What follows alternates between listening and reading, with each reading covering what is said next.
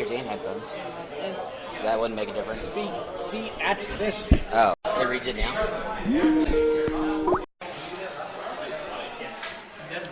It's not.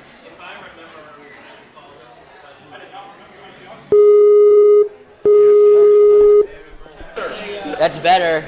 It worked when you unplugged it and then plugged it back in.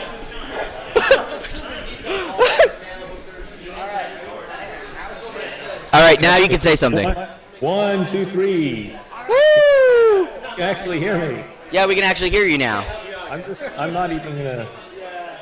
20 minutes of troubleshooting. Yeah, that's great. That's great. Go. I do love your face pixelated though. Me too. A lot of people say that. They do. All right. Woo! Ooh. All right. We got Ichiro from Dejobaan Games. You're just excited to sit here. You like being drunk and playing the game, don't you? He does. It's appropriate, right? You're talking about DRP, drunken something? Yes, it is drunken something something. Okay, well, I'm joining you in all things. Woo! You guys want to introduce yourselves around the table there? Sure, we'll all come up one by one. What? Yeah. Sam says fuck that. Okay, well, Sam, do you have a better idea? Sam, what's your better idea? Speed, we'll do it really quick. You'd have to run around really fast and say your name. Yeah, but you have to run up here and say it as fast as you can and then run back. I'm good with that. Yeah, he does have video. He sees us. So he knows if you're going to run up here and say your name because he sees you running up. Right. Hello, my name is Taro Mia. Nice to see you. Hi, how you doing? Yes. Woo! Ichiro, it's Trey. I'll see you in a couple months. Oh, God, Trey, how you doing? Good. How are you, sir? I'm Alex. I was at PAX East last year, and I guess I'll see you this year as well. Absolutely. John's got a beer. You want to introduce yourself, John? Hey, what's up? Technical support. What's up? Hello, I'm Evil Dan. Hey, I love the shirt. Oh, thank you. It's the most comfortable shirt I own. Ironic, it has the word crush written on it. That makes it authentic. All right. So you've been working on the game for the past, I want to say 2 years. You should have PAX East for 2 years, right? But long. He made a face. It's much longer than that, it looks like. No. Well, which game? I mean, like... Drunken. We're talking about Drunken. Are you that drunk yet? I don't... No, I mean, we started DRP in February. February of 2000, what was last year? 12.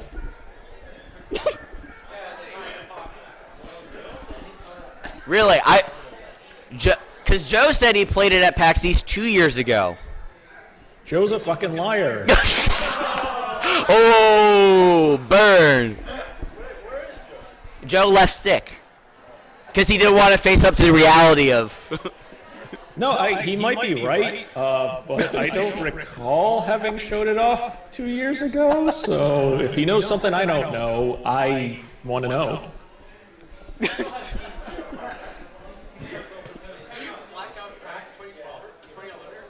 What? He does drink a lot. I mean, when we saw him at the panel last year, he was drinking and he said, I got the drunken part right. Wait, are you talking about me or... Yes, no, I'm talking about you, Ichiro. When you're at the panel with James Silva, and you came in and you said, I have the drunken part right, and then you sat down. I may have been drinking, but do you guys not drink and do shit like that? No, all the time. That makes development more fun. Yeah, I agree. So what are we doing here? Am I gonna just stare at your handsome faces all day? Yes. I can do that. I was gonna ask a question. So with DRP, like with people sharing their own levels, like has anybody sent you a level that you're like, wow, I can never build something that's amazing, or are you just like, wow, this is all kind of like shit, or?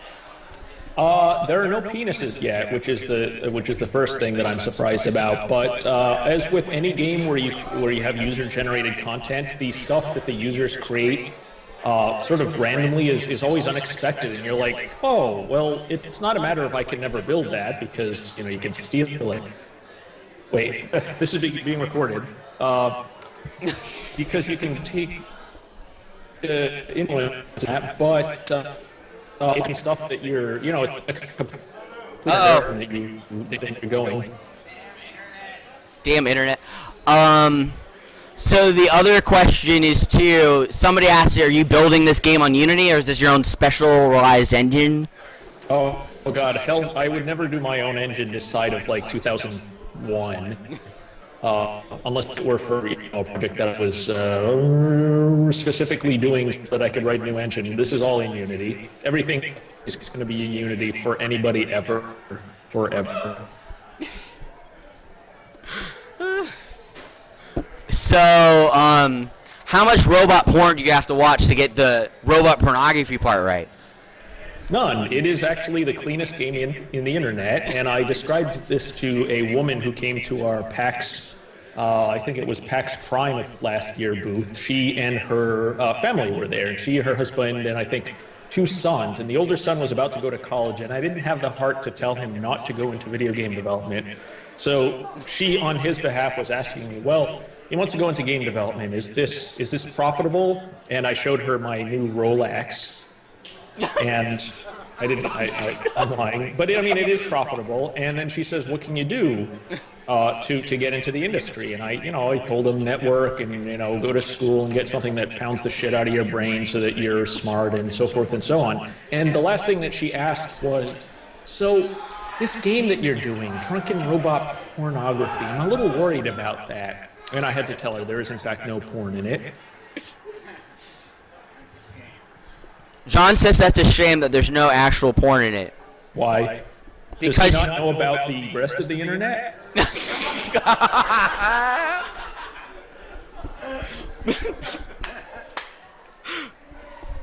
So I know it's in alpha and it says this game is still in progress. Do you really have an idea of when you're going to release it or when you plan to be done with Drunken Robot Pornography? Or so the contracts for the people working on it run out at the end of January. Oh.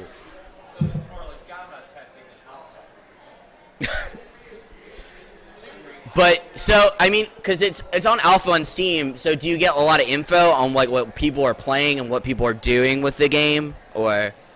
A little bit. I mean, we don't, we don't track that much data, but we do, we of course get, comments in the Steam forums. We get a little bit of data about, usage and who's having, when people are not getting to level 6 or what have you. I say contracts run out tongue in cheek. They really, we have a little bit of flexibility there, but my point is that it's probably going to be sooner than later. And, we are getting a good pile of feedback from the Steam folks, but I think our next step is really going to be to get a bunch of people into the Boston Indie Game Collective and to sit them down and see what they like and what they don't like and tweak there.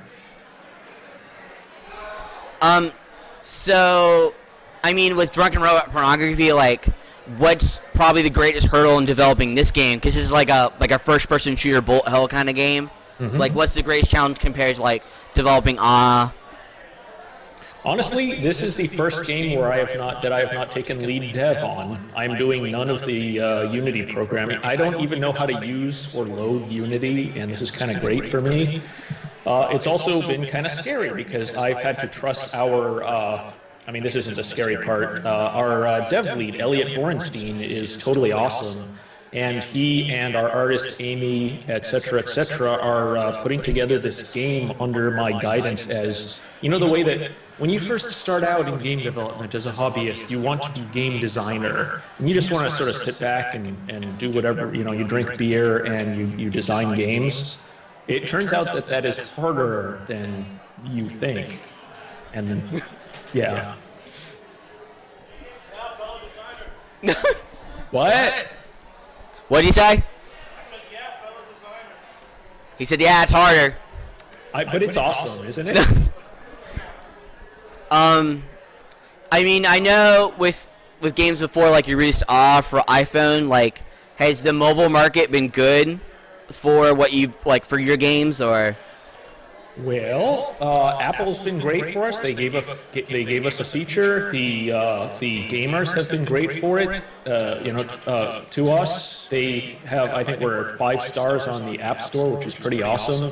And the critics have been great. We got, I think, Metacritic posted a list of the top 25 mobile games for 2012, and we were number 10, so that was pretty good. I don't have, I didn't get a Ferrari out of it yet, and I think we understand the Steam PC market a little better than the mobile market, but that's, for those reasons, I think mobile is heartening for us. So, I mean, with other indies coming out with, like, story-driven games or something, like, have you ever thought, like, maybe I can make a story-driven game, or you're like, fuck that, I'm just going to make a game on, like, mechanics and... Yeah, sure. I mean, have you heard of our upcoming Monster Loves You, which we're doing in conjunction with Radio Games? I've heard of it. Everyone else is like, no. Okay, so I mean... Talk more about that. It's, how would I describe it? It's sort of like a Grimm's Fairy Tale take on the virtual pet, where you grow a monster from birth to elderhood and possibly death. I don't have, Jesus, I should go, I'm going to go to the website for it, and then I'm going to trim from the website because I don't have my elevator pitch ready. According to the website... Don't feel bad, because we had Alex from Alchemy Labs on, and Alex literally was just going through his desktop and was like, I'm going to find pictures for Jack Lumber to show you. I don't have an elevator pitch, but here's some pictures from the game. You're going to love it. See, I don't even have, like, what is it, Skype Pro or whatever it is the kids do nowadays. I mean, I always use Google Hangout. So you have to pay to screen share, and I think that's kind of bullshit. So yeah. I'm gonna read the pictures to you. No, but so you start out as I guess like a little monsterling, and the choices that you make determine the personality of your monster. So you have like bravery and cleverness and kindness, honesty and ferocity, and the choices that you make in this very, very narrative-heavy game affect who you are as a monster and what you look at, what you look like. So basically, you grow up and you do things like, you go and you see Little Red Riding Hood, and do you rescue Little Red Riding Hood? Do you eat Little Red Riding Hood? Do you just, do you chop off the toes and sell those as trinkets or something like that? And basically, what you do during the course of the game will inevitably affect the coming monster/human conflict that is inevitable. So that's very heavily narrative-based, to answer your question. So I'm guessing you're going to show Drunken Robot Pornography again at PAX East. Is there anything new that we haven't seen that you're probably going to add, or is it just more refining of the game and... DRP should be out by Drunken Robot Pornography. DRP by PAX East. Penny Arcade Expo East should have DRP out 100%. And I don't have any huge features like, we're gonna demonstrate all these lasers, or this other particularly astounding out of left field thing. We're gonna show off the giant robot construction kit, which is pretty cool, and the arena generator, and just being able to slice and dice enormous 12-story tall robots apart piece by piece. And alcohol. Alcohol was always good. So I'm going to open up the floor to any questions. If anybody has any questions, they can come up and ask, or answer. If you have any questions for anybody, you can always ask them, and we will answer. Yeah, hey Trey, how you doing? He's not even paying attention. Pay attention, Trey. That's okay, that's fine. You know what? I'm not going to ask that. I'm going to ask you, sir, where did you get that Orange Crush shirt? Where'd you get it? He'll never tell. Is Orange Crush even still a thing? It's still a thing. I think you can get some. When I used to live in New York City, you can still get Orange Crush. Oh, all right. Trey's gonna bother you because he's ready. Ichiro, my question is, what are you drinking? It is a full-bodied red. Excellent. Do you have any anything coming up with Valve that we should know about? I'll never tell. God damn it, Ichiro. If I see, you know what? People keep asking me when. Well, actually, they've stopped asking me if I know when Half-Life 3 is coming out because I don't. So our 3 games are coming out on. Well, our 2.5 games are coming out on Steam. Drunken Robot Pornography should be out, and Monster Loves You should be out, and Ugly Baby is already out. And aside from that, there's nothing I know about any Steam cool stuff. Fair enough. Yep. See you at GDC, if not PAX. I will be at both. Are you signed up on the devs mailing list or not? Well, I just replied to your thing. I was at work today. I gotta actually send you an email. Did you get the 404s resolved? I don't know. I mean, Google needs to get that shit resolved. But, I think on my end it's okay. So I will double check. Trey, you're supposed to yell in the back room because Sam can't hear you. Sam, I'm talking about secret stuff, Sam. I'll tell you later. Thank you, sir. Have a good night. Thank you. Any other questions? Let's hear the team makeup. Can you ask him about if he can talk at all about the marketing or anything? You should come up. Because it's better when you ask than me. Hey, can you talk at all about marketing and how that, if you guys have a plan, how your plan works, if you are clued into any of that sort of aspect? Sure. Drunken Robot. Yeah, okay. I mean, so what specifically you want to know? Because half of what we do is marketing. I don't know what I want to know. That's why I'm asking. Okay, and are you a game dev? I am. I'm an indie, but I mostly make little garbagey games. No, you don't. Man, that's an awful thing to say about your games. Those are like precious gems. So that's like marketing tip number 1 is don't call your games shit. Well, no. Most of them are just little nothings. But sometimes they're shine. You know what? With everything, it's the execution, and sometimes some things get the love, some things don't. Okay, Lots so of to things answer your don't. question, I view marketing and PR and marketing and game design as 2 sides of the same coin.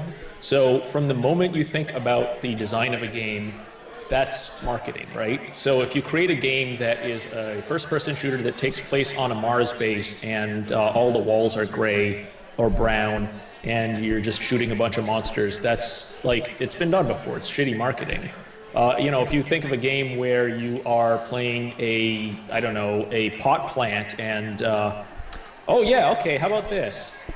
You're playing a pot plant growing somewhere in the Caribbean and an asshole frat boy is trying to burn you with a flamethrower. And Skrillex music is playing. Has anybody played Far Cry 3? Woo! Right there. Okay, right? So, I mean, right from the moment you're thinking about your game concept, you should be thinking about the remarkability of it. Is it something that's unique? Is there something substantial that's different about it? Is it an idea that is so remarkable, so interesting that somebody is going to say, oh my God, this is hilarious or this is great. I have to tell other people about it because that's the kind of game that if you make, press is going to talk about it, YouTube's channels are going to talk about it, people are going to talk about it on social media sites. But as you're going through the game development process, when you have something to show journalists, show it to journalists, right? I mean, you could start with a press release, or you could start tweeting to journalists about your game, or start tweeting to journalists just to get to know them. Alexander Slowinski, for example, of Joystick, he is he's the news editor of Joystick, pretty big site. He is going to come over to our house next spring and garden for us. He is going to work for us for an entire day. And that's because we have a personal relationship with him. And press comprises a bunch of people. They're not just, automatons. They're not these sort of magical, maybe they're magical, but they're human beings. So make friends with them, talk to them. Don't always do it on the, under the auspices of pushing your game out. And then finally, I guess, if anything, put together a plan and then send that plan in email to somebody like me or somebody, you know, who knows how to, or has been through the indie PR process a few times, and have them hack away at it. And you'll, you know, you get some good feedback from some people, some ideas you'll take, some ideas you'll throw away, and, you know, you'll probably have a more popular game as a result. I was just going to ask a follow-up of at what juncture do you start hyping, and or not even hyping, but just talking about your game, letting people know that it exists, talking to press, etc.? Well, with we started about 9 months before we launched the game. We basically just had a bunch of prototype videos, and if you look under our YouTube channel, you can see them. They were really awful. But we said, you know, we have a game with a kind of a unique concept, and it's got an interesting name to it. Let's just send it out in a press release to people and see what they think. So I'd say early and often, especially if you have a concept that is that has legs, and if people talk about it, that's good. And if they don't talk about it, well, maybe it means that you need to dev a little more, or it means that you have a concept that you need to go back and retool. Any more questions, or anybody's got? No? You got a couple? All right, it's a game called Drunken Robot Pornography. I can understand it's about robots, but aside from the obvious joke about the rest of the internet, none of them seem to be all that drunk. So why that name out of all things? I'm not saying it's a bad name, just Oh, it's a great name. So you and your robot bartender, Tim, used to make the best drinks, and you were the best friends. Until one day you started tinkering around with his AI, which is always problematic. You gave him sentience. He took your 12 robot dancers, burned down your bar, and built all of them into these giant, constructs. So he and his 12 robot centerfolds are now destroying this floating city of Boston, and it is your responsibility to take them out. That's the beginning of the drunken and the pornography part. except there isn't much about population. About what? Except there is remarkably little in that statement about copulation. What about What? No, very little about sex, population, the F word. Oh. You're saying there's not enough sex in the game. Is that what you're telling me? Well, pornography, first of all, is not necessarily about sex, right? It's this depiction of acts in a sensational manner so as to arouse a quick, intense emotional reaction. I would argue it's about a couple of things. I mean, first of all, the theme of the game is that you're fighting 12 robot centerfolds, and if you don't find that sexy, I can't help you, right? Giant robot centerfolds. And then, really the whole thing is about a collection of centerfold, which is the robots that you create, right? I guess the pornography comes into it insofar as we're tossing you into bullet hell, and I think that is sort of a pornographic representation, or taken to extreme. It's sort of action taken to an extreme. So I'm using that sense of the word, and there's not much sex involved in it. That makes sense. Yeah. I do know that definition. Okay. Got another person coming up. Hey, there I am. Hey, so I'm noticing when you talk about your games that you talk a lot about the, I guess you say story or narrative content. Mm-hmm. How important is that versus, say, gameplay or some other aspect? Because as you talk about the drunken robot pornography, maybe it's just a developer thing, but I'm like, well, but what is the game? Like, what do you do? Are you shooting? Are you doing whatever? And I noticed that you tend to be telling the story with it. How important is that in general, in your opinion? Okay. I was answering his question specifically. So if I were to give you the elevator pitch, I would tell you more about the gameplay there. Up until relatively recently, I would have told you that the backstory, the narrative, didn't matter that much to us. But I think in Awe and Awe for the Awesome, the whole substance of what you were doing, the backstory behind what you were doing, informed game mechanics. And in fact, on a recent, I spoke at a conference with Tim Ambrogi of Final Form, Jamestown, if you're familiar with that title. And he really hammered it home in my mind that even if you don't, even if the game as is portrayed to the end user does not follow a narrative arc, a backstory to your game can inform the game mechanics. So for example, in Awe, what are you doing? Well, you're going and you're jumping off of a building, and you're sort of saying fuck you to authority. So what are the two primary mechanics of the game? Well, I mean, you can hug and kiss things, so you get close to things, but also you give people thumbs up and you flip them off, right? That was a narrative element that made its way into a game mechanic, and I think that's absolutely useful in other games. So, I would have to ask me again in a couple of weeks how that's playing out in Drunken Robot Pornography. Because I can tell you, well, we made these decisions about it's in Boston and it's in this, this aspect of, this aspect of the Dejobaan Game World timeline, and this is why we have robots, and this is why they look like this, and they, I won't know if it works out or not until, until the game launches. So, that's my roundabout way of saying, try it with a backstory, a fleshed out backstory, and see if the backstory's elements inform a lot of what you do. Thank you. I have a question. When can I expect the bikini? When can I expect the bikini DLC for the game?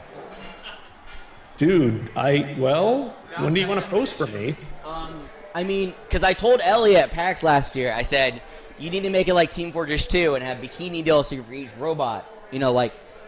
Polka dots, one pieces. Well, I tell you what, you have to take that up with Amy, our artist, because she has added, the pieces that you can stick onto your robots include, I think, a monocle, maybe a bow tie, a top hat, a cane, that sort of stuff. And if you want a bikini, I don't know if that would be done as a shader effect, but we could certainly try. If you just give me her email, I'll tell her all my great ideas about bikinis that should be on robots. Fair enough. Dear Amy, here's this random randy dude from the DC area who wants to talk. You don't know me, but occasionally I talk to Ichiro about things. Yes. And I told him about bikinis. I don't know. Penises and boobs, yes. Maybe bikinis, no, because I don't want to be that edgy. Yeah, go straight to the source. Go straight to the source. That's what. Why not? Any more questions or? No. All right. Thank you so much, Ichiro, for coming on. Thank you for giving us the code for the game. So. Thank you all. I'll see you at PAX or GDC or both or neither. I'll see you at PAX.